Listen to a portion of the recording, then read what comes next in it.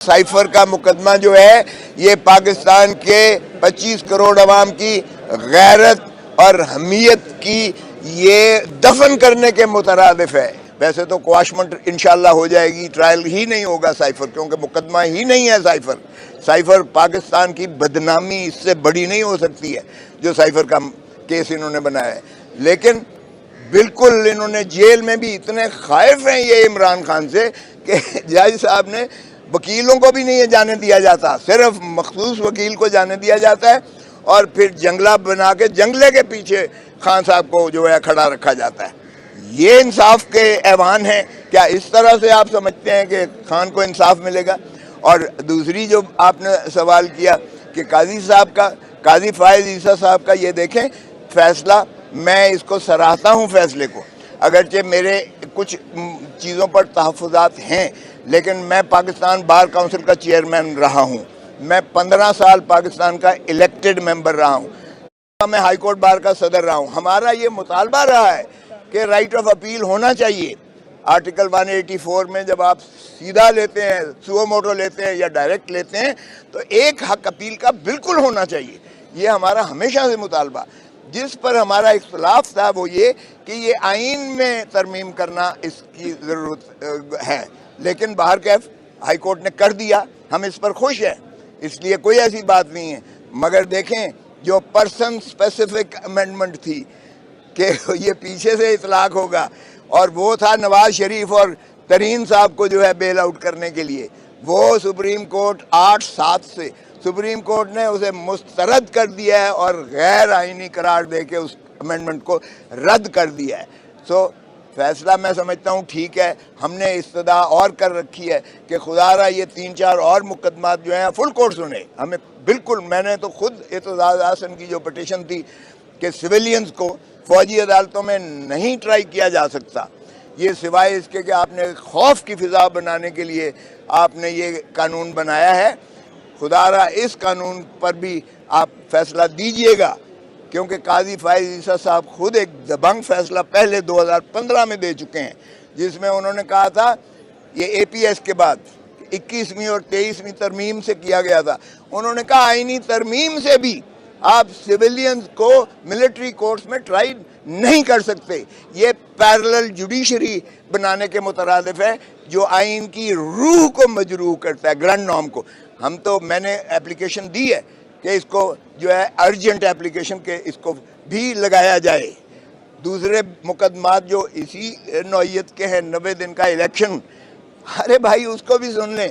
और फिर जो अलवी बेचारा सदर पाकिस्तान जो वहाँ महबूस है, बंद है, जिसका सेक्रेटरी भी उसकी बात नहीं मानता है, मुलाजिम उसकी बात नहीं मानता है, वो कहता है मैंने साइन नहीं किए ये 2 बिल, एक आर्मी में अमेंडमेंट तरमीम का, एक ऑफिशियल सीक्रेसी एक्ट में तरमीम का, मैंने दस्तखत नहीं किए।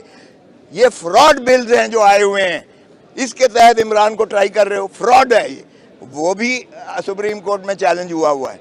तो हम तवक्को करते हैं काजी साहब से कि वो बेशक फुल बेंच बिठाएं, हमारे लिए कोई प्रॉब्लम नहीं है, 5 रुकनी बिठाएं, 3 बिठाएं, फुल बिठाएं, वो एडमिनिस्ट्रेशन उनका अख्तियार है, वो उसको पूरा इस्तेमाल करें, अवाम को रिलीफ दें, आइन को बहाल करें, आइनी हकूक दें, आइनी मसाइल जो हैं उनको उलझाएं ना 9-6-10-5 5-6-3-2 इस चक्कर में ना डालें। देखें वो तो सीधा सीधा है। अगर कोई कानून और आइन की बालादस्ती है, पहले तो मैं वज़ीर आज़म से पूछता हूँ कि एक सज़ा याफ्ता मुजरिम जो अदालती मफरूर है, उसको पाकिस्तान के एम्बेसडर ने उसे कैसे प्रोटोकॉल देकर उनको जो है वहाँ से अलविदा कहा, लंदन से, किस कानून के तहत? उसका तो फर्ज था उसको पकड़ के डिपोर्ट करता। जो अदालती वारंट्स निकले हुए हैं परपेचुअल, उनकी तामील करते हुए एम्बेसडर को उसे गिरफ्तार करवा कर उसको यहाँ भेजना था, डिपोर्ट करना था, ये एम्बेसडर का फर्ज था। एम्बेसडर हमारा उसको सी ऑफ कर रहा है, तो इसका मतलब ये हुआ कि तसलसल है ये पीडीएम की हुकूमत का, या कोई डील उनके साथ कर रहे हैं, जो भी हुआ है। लेकिन बाहर कैफ हमारे अदालतें जो है इतनी अभी अंधी और कमज़ोर नहीं हुई हैं। देखें प्रोटेक्टिव बेल जो ये देने जा रहे हैं, आज दे रहे हैं या कल दे रहे हैं, 3 کیسز میں، 2 میں ان کو سزا ہوئی ہے، 2 میں کیسز میں سزا ہوئی ہے محترم نواز شریف صاحب کو، اور وہ اپیلیں جو ہیں داخل دفتر ہو گئی ہیں ان کی غیر حاضری مفروری کی وجہ سے، اور مفروری کے پرپیچول وارنٹس ان کے نکل چکے ہیں۔ سو اس لیے ان کو پروٹیکٹیو بیل ملتی ہے، جو سزا نہ ہوا ہو، انڈر ٹرائل ہو، اس کو پروٹیکٹیو بیل ملتی ہے کہ جی مجھے اب کیس کا پتہ چلا ہے اور میں فیس کرنا چاہتا ہوں، مجھے عدالت میں رسائی کے لیے مجھے 2 دن یا 5 دن یا 7 دن دیے جائیں۔ یہاں تو سزا یافتہ ہے بھائی، اس لیے اس کو پروٹیکٹیو بیل۔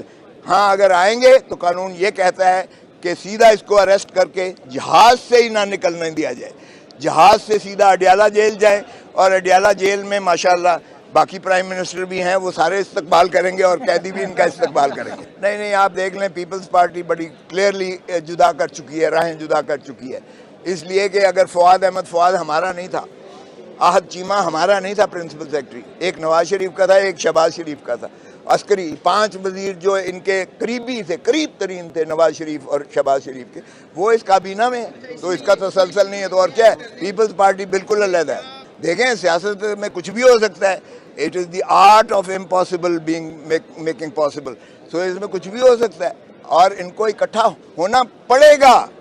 ایک بات بتا دوں، اگر انہوں نے عوامی سیاست یعنی پیپلز پالیٹکس کرنی ہے، اگر انہوں نے واقعی پاکستان میں پیپلز جو ہے رول کو بحال کرنا ہے تو ان کو اکٹھا ہونا پڑے گا۔ اگر یہ چاہتے ہیں کہ ہیڈ ماسٹر کوئی ہر 2-4 سال بعد ڈنڈا لے کے ان کے سر پہ آ جائے اور یہ ایک دوسرے ادھر ہو جائے ایک ادھر ہو جائے، پھر مقدر 75 سال سے یہی ہمارے ساتھ کھیل تماشا چل رہا ہے، سو ان کو اکٹھا ہونا پڑے گا اگر واقعی یہ آئین کے ساتھ مخلص ہیں اور یہ پاکستان کی ترقی اور ترویج چاہتے ہیں اور یہ جمہور کو حق دینا چاہتے ہیں گورننس کا، تو ان کو اکٹھا سب کو ہونا پڑے گا، سیاستدانوں کو۔ اللہ کرے، کیونکہ موو چل رہی ہے کہ علوی صاحب اس وقت جو ہے وہ شاید کوئی رول ایسا پلے کر رہے ہیں، اور کیئر ٹیکرز نے پی ٹی آئی کے ایک سابقہ وزیر کے ساتھ بات چیت بھی شروعات کی ہوئی ہے، تو اللہ کرے یہ راہیں کھلیں۔ دیکھیں نفرتیں پاکستان متحمل نہیں ہیں۔ کل جو فیصلہ ابھی جو میں عمران خان کے توسط سے کر کے آیا ہوں، بحث کر کے آیا ہوں، جو کہ محفوظ کیا گیا ہے فیصلہ چیف جسٹس اسلام آباد ہائی کورٹ نے، وہ بھی ہم نے یہی کہا کہ سائفر کا مقدمہ جو ہے یہ پاکستان کے 25 کروڑ عوام کی غیرت اور حمیت کی یہ دفن کرنے کے مترادف ہے۔ ایک شخص جو امریکہ کا ڈونلڈ لو ایک اسسٹنٹ جو سیکٹری ہے، وہ پاکستان کو دھمکی دے رہا ہے ایمبیسڈر کے ذریعے کہ ریجیم چینج کرو ورنہ ہم تمہارا جانے کیا کر دیں گے۔ اس کی مماثلت ہم نے پہلے بھی دیکھی کہ جو ہینری کسنگر تھا، اس نے شہید ذوالفقار علی بھٹو کو دھمکی دی تھی کہ تم ایٹم بم بنانا بند کر دو ورنہ تمہیں عبرت کا نشان بنا دیں گے۔ ہم نے ہینری کسنگر کے خلاف کوئی کارروائی نہ کی، ہم نے امریکہ کی سرزنش نہ کی، ہم نے اپنے اس عظیم قائد اور پرائم منسٹر کو ضیاء الحق اور مولوی مشتاق نے مل کر اس کو پھانسی دے کر لحد میں اتار دیا۔ کیا اب پھر ہم ڈونلڈ لو ایک اسسٹنٹ سیکرٹری کے فرمودات، اس کی حکم کی غلامی اور تابعداری کرتے ہوئے ایک اور وزیر اعظم کو ہم نہ صرف اس کو چلتا کیا وزارت عظمیٰ سے اس حکم نامے کے تحت، بلکہ پابا سلاسل کر کے اس کو زنجیروں میں دکھایا کہ ہم کتنے وفادار ہیں۔ آپ نے تو صرف کہا تھا کہ اس کو ہٹا دو، نکال دو، ہم نے اس کو اندر بھی کر دیا ہے اور پھر اس پہ بھی قتل کے مقدمات کر دیے۔ ایک جو ہے قتل کوئٹہ میں ہوتا ہے اور یہاں اعانت میں وہی ریپلیکا جو ہے کیا گیا، اور اپنے ہی لوگوں پہ ہم تشدد اور ان کو جو ہے اندر کر کے تو اپنے سیاسی نظام کو توڑ پھوڑ کر کے پھینک رہے ہیں، اور الیکشنز کا ہم نام لینے کو تیار نہیں ہیں، جمہور کو ہم جمہوری حق دینے کو تیار نہیں ہیں، ان کو حق ووٹ دینے کو تیار نہیں ہیں۔ الیکشن کمیشن ایسی عجیب کمیشن ہے کہ وہ باندی اور لونڈی ہے، کہیں اور سے اشارہ ملے گا تو وہ الیکشن کی تاریخ دیں گے۔ 90 دن ہوا کر دیے انہوں نے آئین میں مندرج، سپریم کورٹ کے فیصلے انہوں نے ہوا میں بکھیر کے پھینک دیے۔ ارے بھائی، جس ملک کو آپ نے سرزمین بے آئین بنا دیا ہے، تو یہ بتائیں کہ عمرانی معاہدہ پاکستان کے 25 کروڑ کا متحد رہنے کا آپ کیا کر رہے ہیں؟ آپ کے وزیر اعظم صاحب دنیا ساری کے دورے کرتے پھر رہے ہیں. 14 دن تو رہ کے آئے ہیں, امریکہ میں گئے, امریکہ سے لندن آئے, لندن سے پیرس میں گئے, پیرس سے پھر وہاں گئے اور پھر سعودی عرب. 14 دن کی عیاشی کر کے, پورا خان بادہ لے کر, اور اربوں روپیہ اس قوم کا ٹیکسز کا لگایا جو خود آج 3 نسلیں مقروض ہیں. ہماری 3 نسلیں مقروض کر چکے ہیں یہ. اور آج جو بچہ پیدا ہو رہا ہے وہ 2.5 لاکھ روپے قرضے کے نیچے پیدا ہو رہا ہے. اس کیفیت میں اب ہمارے وزیر اعظم صاحب چائنا گئے ہوئے ہیں. اور کیا بات ہے بھائی, تمہارا کام صرف الیکشنز کروانا ہے, صاف اور شفاف. اس کے لیے تو تم تیار, سننے کو بھی تیار نہیں ہو, اور نہ ہی تمہارا جو ہے اس پر کوئی رجحان ہے. تم ایسے کر رہے ہو جیسے تم الیکٹڈ پرائم منسٹر ہو. 4 صوبوں میں اور مرکز میں اس وقت کوئی پاکستان کے عوام کی نمائندگی نہیں ہے, کوئی عوام کی نمائندگی نہیں ہے. اور اس لیے پاکستان جو ڈوبتا چلا جا رہا ہے تو ان کو ہوش کے ناخن رہنے چاہیے. صاف اور شفاف الیکشنز کروائیں, اور جو بھی بنتا ہے پارلیمان میں, اسمبلیوں میں, اس کو اقتدار سونپیں اور یہ خود واپس جائیں. یہی پاکستان کی ترقی کا راز ہوگا, اور یہی پاکستان میں ایک استقلال لائے گا, سالیڈیرٹی لائے گا, ایک جو ہے سٹیبلٹی لائے گا. پولیٹیکل سٹیبلٹی کے بغیر معاشی استحکام ہو نہیں سکتا ہے.